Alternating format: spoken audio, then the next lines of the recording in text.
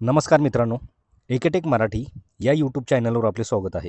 मित्रांनो, आजच्या व्हिडिओमध्ये आपण अंगणवाडी सेविका आणि मदतनीस यांच्याविषयी महत्त्वाची अशी मोठी अपडेट आपण आजच्या व्हिडिओमध्ये पाहणार आहोत.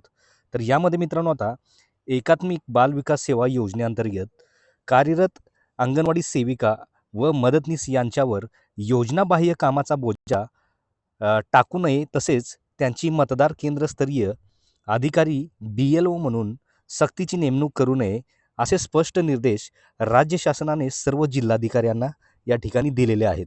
तर मित्रांनो, काय आहे संपूर्ण सविस्तर अपडेट हे आपण पाहूया. तत्पूर्वी मित्रांनो, चॅनलवर जर पहिल्यांदा आला असाल तर व्हिडिओला एक लाईक आणि चॅनलला सबस्क्राईब करायला विसरू नका. तर चला तर मित्रांनो, व्हिडिओला सुरुवात करूया.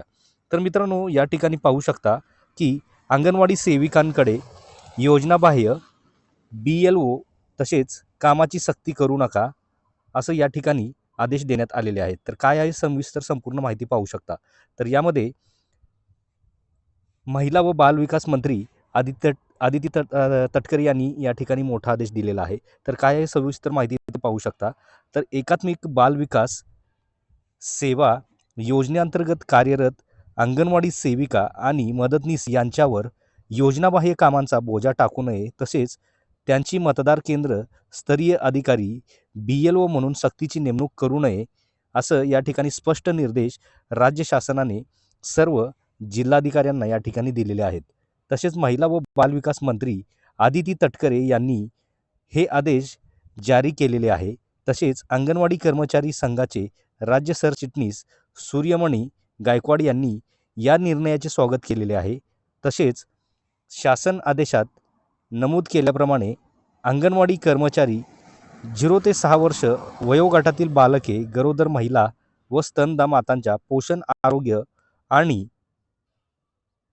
पूर्व प्राथमिक शिक्षणाच्या अत्यंत महत्त्वाच्या जबाबदाऱ्या पार पाडत आहेत. तसेच कुपोषण निर्मूलनासारख्या संवेदनशील कार्यात त्यांचा मोठा वाटा असून केंद्र व राज्य शासनाच्या विविध योजनांची अंमलबजावणी त्यांच्या माध्यमातूनच होते.